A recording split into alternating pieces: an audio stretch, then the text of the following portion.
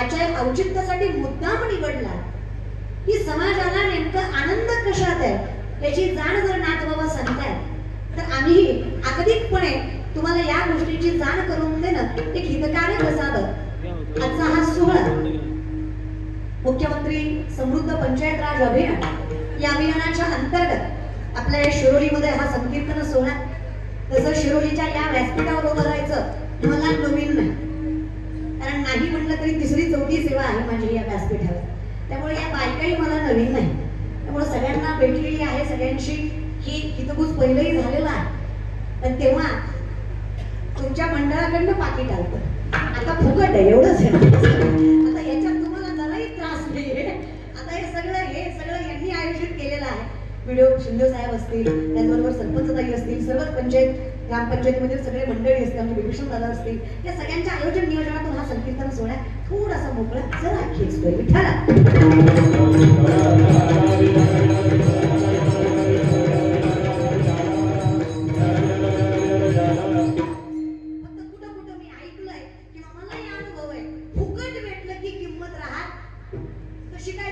करू नका, तुम्ही मात्र अगदीकपणे किंमत ठेवा, कारण हे सोहळे उभे करायला फार कष्ट करा बरं.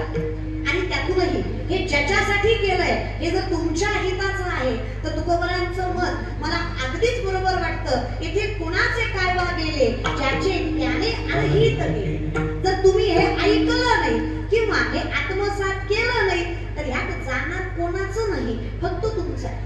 त्याच्यामुळे अगदीपणे आपल्याला ही सेवा ऐकायची आहे आणि ती आत्मसात सुद्धा करायची आहे. पण आजचा हा सोहळा जनकल्याणासाठी आहे, जनजागृतीसाठी आहे, समाजाच्या समृद्धीसाठी आहे. आजचा हा सोहळा सरकारच्या माध्यमातून लोकांच्या वृद्धिंगतेसाठी एवढा अट्टहास घातलेला आहे. आणि तुम्हा शिरोलीकरांचं भाग्य आहे की तुमच्या गावाला त्यामध्ये निवडलं गेलं, की तुमच्यासाठी हा सोहळा इथे उपस्थित केला. आणि म्हणूनच हे माझंही भाग्य आहे की या जनजागृतीमध्ये, या समाज सुधारणेमध्ये खारीचा वाटा कीर्तनाच्या माध्यमातून माझ्याही पदरात पडला. मला कधीच वाटलं नव्हतं की कीर्तनात मी लोकांना हे पण संदेश देऊ शकते.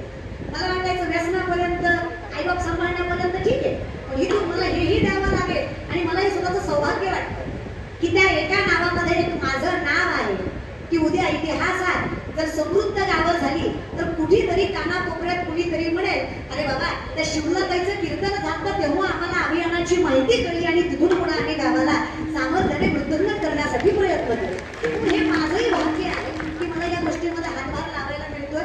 फक्त माझी विनंतीच आहे, तुम्ही टाळ्या जरा हातभार लावून वाजवा, असे उगेच वाजवण्यासारख्या वाजवल्या. शिरोलीकर महाराष्ट्रात कोणीतरी कोणाचं तरी कौतुक केलं की सगळ्यात मोठं कौतुकच झालं. कोणीच कोणाचं कौतुक करायला तयार. साधाच प्रश्न आहे माझा तुम्हाला, पोटच्या बोलीचं भाषण चुकलं तरी टाळ्या वाजवतात. माझ्या भावांसारखे हात, वडिलांसारखे हात, हो की नाही एवढंच हो ना. त्यावर पोटची रक्ताची तुमची ज्या दिवशी पोटच्या पोरीत आणि व्यासपीठावरल्या पोरीत फरक वाटणार नाही ना, त्या दिवशी कीर्तन नाही कळलं तरी जगाचा बाप तुमच्या दारात असेल हा विश्वास मी तुम्हाला. एवढं बोलून सुद्धा 2-4 धटकुल्यांनी वाजवलीच ना, तर काय करायचं, ते नाचतं वाजलं असंच आहे रे. 90% गाव कष्ट करतात, 10% नकारात्मक विचार केला की 90%चा कष्ट वाया गेल्याशिवाय राहत नाही. आणि आम्ही चांगल्या सुखसुविधा केल्या गावात, आम्ही जागोजागी बेसिन लावले, आम्ही जागोजागी स्वच्छता करायचा प्रयत्न केला. पण आम्ही जिथं लिहिलं इथे थुंकू नका, आणि मुद्दाम एक येऊन तिथंच थुंकला. आता काय करायचं महाराष्ट्र, कसं गावाचं कल्याण तरी करायचं. एकट्याने करून चालणार नाही. जसं हे संकीर्तन एकट्याचा नव्हे खेळ म्हणून मेळ जमविला, अगदीच तसा हा लहानपणापासून आपण एकीचं बळ ऐकत आलो. हा लहानपणापासून तुम्हाला सगळ्यांना माहित आहे, काडी एक असल्यावर सहजपणे मोडतंय, पण त्याच काड्यांचा गुच्छ केला की मोडला जात. तुम्हाला सगळ्यांनाच माहित आहे, चिमणीला एकटीला थवा उचलला जात नाही, पण सगळ्या चिमण्या मदतीला आल्या की थवा उचलल्याशिवाय. तेच आहे का, शिरोलीच्या सगळ्या चिमण्या एकत्र आल्यावर शिरोलीचा वृद्धिंगत पण असं काय लांब राहणार आहे दादा. चिमण्या तिथल्या काय हिरल्या काय सारख्याच आहे माणूस बरं का.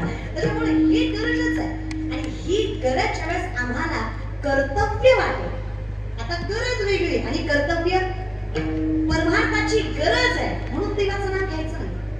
देव काहीतरी देतोय म्हणून देवाचं घेतलेलं नाम हा अगदीकपणे स्वार्थ आहे. पण देवाने खूप काही दिलंय, मला त्याचं नाव घेऊन त्याची कृतज्ञता बाळगायची हा परमार्थ आहे जो संतांनी केला. तो तुम्हाला आम्हाला करायचा. देवाने खूप दिलंय हो. काय कमी केलं मला सांग. आपण ऊर पडवतो ही गोष्ट वेगळी, पण देवाने खूप दिलंय. हे सगळं जे काही आहे ना, ममे वंश जीव लोके जीव भूता सनातन मन षष्ठाणी इंद्रियाणी प्रकृती स्थानी कर्षती, हे स्वतः भगवान श्रीकृष्णाची वाच्यता आहे. अर्जुना, तुला एकाच ठिकाणी मला शोधायची गरज नाहीये. हे जीवभूत, हे सर्व सृष्टी, ही सगळी प्रकृती मी आहे. त्या प्रकृतीला जपलंस ना की तुम्हाला जपल्यासारखं आहेस रे. पण तुकोबाने म्हणतात की वृक्षवल्ली महास्वया रे वनचरे पक्षी ही सुस्मरे आळविती. मग 750 वर्षापूर्वी ज्ञानोबा ज्ञानेश्वरीमध्ये सांगतात, जर नगरे व्यवस्थित रचली गेली, जर गावात स्वच्छता केली गेली, जर गावात पाणी पुरवठा व्यवस्थित रचला गेला, तर ते गाव वैकुंठासारखं समजलं जातं. हे ज्ञानोबांचं 750 वर्षापूर्वीचं ज्ञानेश्वरीमधलं मत आहे. हे तर नाकारून चालणार नाही. पण हे आम्हाला स्वीकारायचं आहे. खरं तर आहे ना, आपली जी संस्कृती आहे ना, ही परिपूर्ण आहे. आपण वेस्टर्न कल्चर स्वीकारतो, तो आपल्या बुद्धिमत्तेचा भाग राहिला. पण आपली संस्कृती लय छान आहे. पण मला लय मजा वाटली 31 डिसेंबरला एकादश आली. लय भारी वाटलं मला. असला आनंद झाला की तुम्ही देव म्हटलं, देवा तू आहेस रे बाबा म्हटलं. पण कुठं लोक देवाला घाबरतात. एकादश जरी असली तीही भागवत एकादशी होती हो, पावन एकादशी होती. 31 ला एकादश मी 1 ला करू मजा आली मला. लोकांना सांगायची गरज पडली नाही खाऊ नका खाऊ नका. पण कसं आहे ना दादा, की मानणारी लोक 50 तरी कुठली हो, माळकरीच फक्त, जे आधी खात नव्हती आणि आताही बाकीची होतीच की ढाब्यावर गर्दी करायला. त्यांनी कुठं ऐकलं हो. अवघडच आहे नाही का. वाईट वाटतं मला कधी कधी. ज्या गोष्टी आपल्याला चालत नाही त्या नाही करायच्या का. 7 गोष्टी आपल्या हिंदू धर्मात चालत नाही. तुदच्च मासम मदिराच्च वेश्या मुद्र्यात चौर्यम परदार सेवा एतानी सप्त व्यसनानी लोके घोराती घोरम नरकम नयन्ति. 7 गोष्टी नरकात नेतात म्हणजे नेतातच. त्यातला पहिला मांसाहार. आपल्या हिंदू धर्मात मांसाहार चालत हे नाहीच आहे. हिताचं आपल्या नाहीच चालत. सकारात्मक नाहीच. बघा, तुम्ही खात नाही असं नाही, खाता असं बी नाही. तुमचं कसं आहे, सोमवार गुरुवार खात नाही, बाकी दक्षण घालता. अरे वा, तुम्हाला काय वाटतं फक्त सोमवार गुरुवारच देव जागा असतो ना? बाकीचे 5 दिवस देव काय असं डोळे झाकून बसतो? तू खा, मी बघत नाही बाळा, तू खा. देव तर समजून घ्या.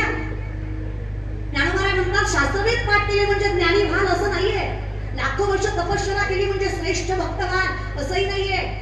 ज्ञानोबा म्हणतात, माझ्या नजरेत प्रत्येक कणाकणात ज्याला पांडुरंग आहे हे सामार्थ्यपणे जाणवलं जातं. प्रत्येकात ज्याला पांडुरंग दिसतो तो सगळ्यात मोठा ज्ञानी आणि सगळ्यात मोठा भक्त असतो. त्याच्यासारखा भक्तच नाहीये. हे समजतही वासुदेव ऐसा प्रतिदिवसाचा होतीला भाव, तो भक्ता माझी राव आणि ज्ञानी तोच. तोच श्रेष्ठ भक्त आणि तोच ज्ञानी आहे. ज्याला माहित आहे अहम वैश्वानरो भूत्वा प्राणिनां देहमाश्रित प्राणापान समायुक्त पंचमेंद्रिय चतुर्विध. चालवणं बोलवणं सोड रे अर्जुना. सूक्ष्मता लक्षात घे. अन्न पचवणारा जठरामधला आग्नी सुद्धा मी आहे. पंचमहाभूत मी, अणुरेणू मी, सुरुवात मी, शेवट मी, अनंत काल मी. वेड्या हे सगळं मीच. आणि जर तू हे नाकारतोयस तर तू स्वीकारतोयस तरी काय. अहम मीपणा, आपण याशी आपण मानती महंतपण भुगती असाधारण करणे येणे. स्वतःला महंत मानणारी माणसं कशी आनंदी राहणार आहेत, कशी सुख प्राप्ती करणार आहेत. तुम्ही विचार करा ना. आपण सगळेच व्यासपीठासहित खायला अन्न आहे, आपल्याला राहायला घर आहे, पोटापुरतं कमवतोय, तरी तोंड बघा आपली. गौरी फुटल्याला माहिती जरा तरी तेज आहे का आपल्या तोंडावर. कायम आपलं असतं देवाला माझं वाटतं देवा, तेवढा म्हणत आहे देवाला. देवाला मी कामच नाही दुसरं. आणि का करेल देव वाटोळं तुमचं? तुमची अशांतता, तुमचं असमाधान, तुमचं अलौकिक हे तुमच्यामुळे आहे. तुम्ही दुःखात, तुम्ही त्रासात, तुम्ही व्याधीत तुमच्यामुळे. मी तुम्हाला प्रश्नाचं उत्तर देते. शेवटची ज्ञानेश्वरी कधी वाचली आहे का तुम्ही? शेवटचा हरिपाठाचा अभंग कधी तोंडात आलाय तुमच्या?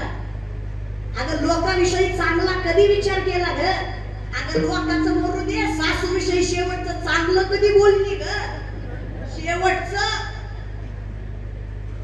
लग्नाच्या सुरुवातीच्या काळात 2-4 दिवस की उगा कसा देव चांगलं करेल ग? कधी कोणाचा चांगला विचार केलाय? कधी विचार केलाय माझ्या या गोष्टीमुळे गावाचं कल्याण होईल, मी एक पाऊल पुढे गेला तर माझ्यासाठी काहीतरी समृद्धता मिळेल? कधी केला या तुमचा रिक्षा आहे? कधी फिरवलाय ज्ञानेश्वरीवरनं हात? कधी केलं ज्ञानोबांना आई म्हणण्याचं सामर्थ्य निर्माण?